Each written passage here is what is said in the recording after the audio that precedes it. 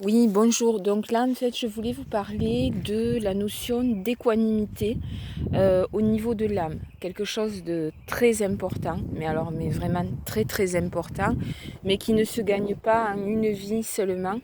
C'est comment dire, c'est le fruit de centaines et de centaines d'incarnations. On appelle ça l'équanimité.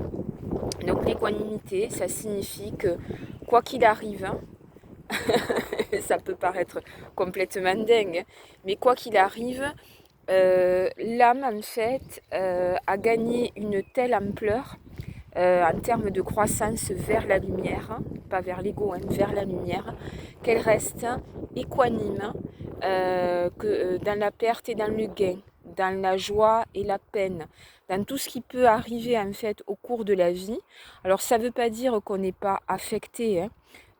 Donc je vais vous prendre un exemple, le Christ. Donc l'exemple du Christ, je trouve que c'est intéressant parce que ça va à l'essentiel. Ça ne veut pas dire que c'est la seule chose qui m'intéresse. En fait, hein, le Christ n'est pas la seule histoire qui me semble intéressante. Il y en a d'autres, mais disons qu'elle parle énormément. Donc le Christ, en fait, est informé que Lazare est mort. Hein, ce sont ses sœurs en fait qui viennent, ou je ne sais plus, un apôtre qui lui dit, donc il va à la rencontre des sœurs de Lazare, hein, Marie Salomé et Marie Jacobée. Et il se retrouve face à deux sœurs qui sont effondrées. Et le Christ leur dit, mais pourquoi êtes-vous effondrés? Vous savez très bien que Lazare n'est pas mort. Enfin, je veux dire que son âme n'est pas, c'est pas la fin pour lui. Et donc, elles lui disent en fait, oui, on sait bien que Lazare, il y aura une résurrection des morts à la fin des temps, mais en tout cas, là, maintenant, aujourd'hui, notre frère est mort et nous pleurons, quoi. Et elle pleure.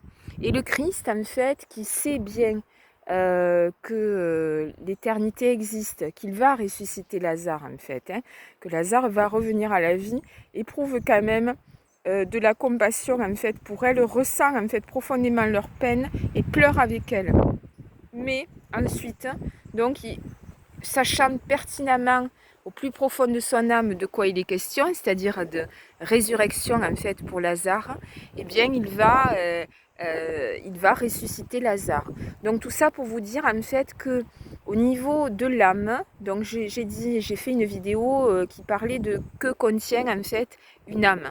Eh bien une âme, elle contient des graines en fait, voilà, j'en ai parlé, hein, vous regardez la vidéo. Et parmi ces graines qui doivent atteindre une très grande maturité pour libérer l'âme, la rendre totalement libre, eh bien il y a l'équanimité. Et l'équanimité, c'est vraiment une égalité profonde en fait, face à la peine, face au deuil, face au gain, à la perte, parce que l'âme en fait, à force d'incarnation, a compris que comment dire, pour les gens qui sont aimés, en fait, que ce soit les proches, les gens que vous aimez de tout votre cœur et qui ont une grande intégrité, l'âme ne disparaît pas. Elle continue, en fait. Elle continue. Euh, voilà, que ce soit les animaux, je sais bien, hein, c'est comme un morceau de nous-mêmes qui s'en va. Hein, quand on aime quelqu'un, quand on aime son animal, on est tellement éprouvé qu'on se dit, plus jamais, en fait, plus jamais. Eh bien non, la réalité n'est pas plus jamais. La réalité est l'âme est éternelle en fait, à condition que le lien que vous ayez, les personnes que vous ayez en face, bien sûr, soient des gens bien. C'est sûr que pour un PN, l'âme, il arrive un moment, heureusement. Donc si vous pleurez un PN, vous êtes gentil, mais c'est bien d'avoir de la compassion. Mais disons que comprenez bien, et moi je suis en chemin comme vous, c'est-à-dire vraiment les pertes, je connais bien, mais j'ai pu constater, heureusement, dans mon expérience de vie, que pour les âmes intègres et proches, hein, par exemple mon oncle, hein, qui était comme un père pour moi, eh bien, quand il est décédé, à une époque où j'étais pas du tout branchée spiritualité, la nuit de son décès, et c'est un homme très intègre, hein, qui avait énormément de défauts, sachez-le. Eh bien, il est monté en fait au ciel, littéralement, hein, ça me fait rire, mais il est vraiment monté au ciel, je l'ai vu clairement, alors que vraiment c'était des choses à l'époque où je ne m'intéressais pas du tout, je ne connaissais même pas la Bible, en fait, je savais qu'il y avait un livre qui s'appelait la Bible, quoi, mais c'est tout. Et donc je l'ai vraiment vu monter au ciel et je l'ai vu se réincarner. Ou non, ça j'ai pas vu l'endroit, le lien s'est coupé par la suite, mais je l'ai vu se réincarner. Et donc dans ces expériences-là, on sait en fait que l'âme est éternelle. Donc du coup, c'est le moteur qui va permettre d'atteindre l'équanimité. Mais la partie n'est jamais jouée. C'est-à-dire que tant qu'on est ballotté, en fait, ben, c'est comme ça et pas autrement. Voilà. Donc j'espère que cette vidéo va... Et pour les animaux, je vais finir aussi avec ça parce que les animaux, quand on les perd, on souffre tellement, c'est comme si on perdait un enfant, enfin en moins fort quand même, hein, voilà, sauf si l'enfant est vraiment une crapule, et encore, mais c'est une partie de soi, hein, souvent on fusionne tellement avec nos animaux, mais sachez que les animaux partent et vont dans un ciel aussi, mais qui n'est pas le nôtre. C'est différent en fait. Les animaux, c'est pas la même histoire, mais c'est aussi, ils ont leur propre ciel, leur propre. Et c'est souvent pour ça d'ailleurs que quand on est, comment dire, les humains, on est un peu à la même enseigne, vous voyez. Les animaux, c'est un peu à part, c'est autre chose. Mais là, c'est pareil. Moi, j'ai vu mes animaux, un en particulier, hein, qui s'appelait Gypsy. Eh ben, il est monté au ciel, hein. Il a eu son paradis pour de vrai. Et c'est pas moi qui ai pensé ça.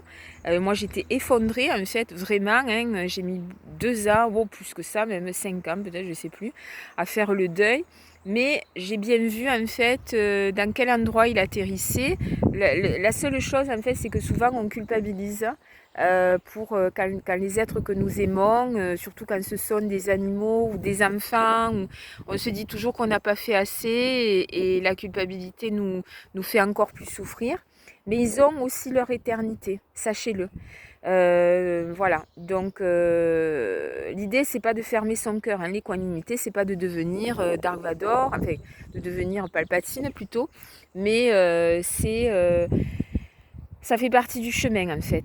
Équanimité, c'est la graine en fait qui fleurit au cours des incarnations, c'est celle qui fait que, disons, on n'a pas la haine, hein, même si en face de nous, par exemple, la haine se déploie et on a des personnalités extrêmement pourries qui font de tout et qui n'ont pas compris en fait le sens profond de la vie, qui sont identifiés à leur ego, enfin voilà, hein, et qui balancent qui bombardent, hein, comme voilà, hein, mais clairement physiquement, ou qui bombardent psychologiquement, ben ça, on le reçoit en fait en pleine poire, comme on recevrait des bombes ou des coups. Et bien ça, en fait, c'est là qu'est le challenge, hein, c'est de rester équanime face à l'animosité. Et je dirais que excusez-moi, mais je vais aller un peu plus loin, je pensais finir, mais il me vient l'histoire de Siddhartha, qui va devenir Bouddha en fait, hein. Donc Siddhartha, dans son histoire, va être soumis à de nombreuses voilà, comment dire, tribulations. Et un jour, il va tomber sur un homme qui est un démon déguisé en homme et qui va l'amener à, à partir dans la satisfaction de ses désirs, de ses impulsions, que ce soit au niveau sexuel, au niveau de l'alcool, au niveau de la paresse, etc. Et Bouddha, qui cherche la voie, qui n'est pas encore Bouddha, hein, qui est Siddhartha, qui est en chemin pour essayer de trouver comment faire en fait pour libérer, voilà, hein, il est en quête pour trouver la libération et que la souffrance s'arrête en fait. Donc Bouddha va plonger en fait dans le stupre, je dirais, et un jour, Bouddha se réveille et comprend que cette voie-là, de satisfaire tous ses désirs, est une voie sans fin et qu'il faut qu'il s'arrête. Hein, la voie de l'aridité, de l'ascétisme total ne fonctionne pas. La voie de l'accomplissement de tous ses désirs ne fonctionne pas. Donc il décide d'arrêter. Et là, eh bien, Mara, qui s'appelle Mara, cet homme qui est en fait un démon, rentre dans une extrême colère et ne veut surtout pas que Bouddha, que Siddhartha, donc, qui va devenir le Bouddha, arrête d'être en lien avec lui, puisque c'est un peu comme un pacte, en fait, qu'il a signé. Et Mara se déchaîne en fait dans la violence, dans la colère, dans la haine, etc.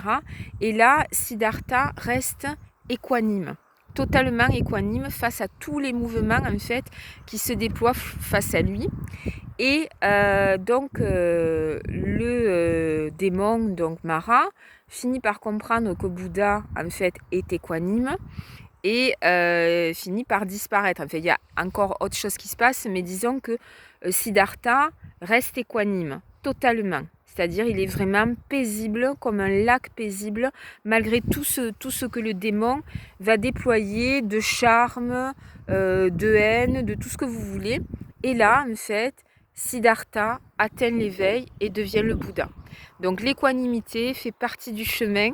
C'est très dur, mais voilà, c'est comme le courage, c'est comme l'endurance, c'est comme la persévérance. Ce sont des graines en fait à développer voilà, au maximum pour pouvoir, disons, trouver le Graal en fait qui est l'éternité de l'âme. Et c'est pas une jolie petite histoire à la con, c'est vrai, c'est vrai.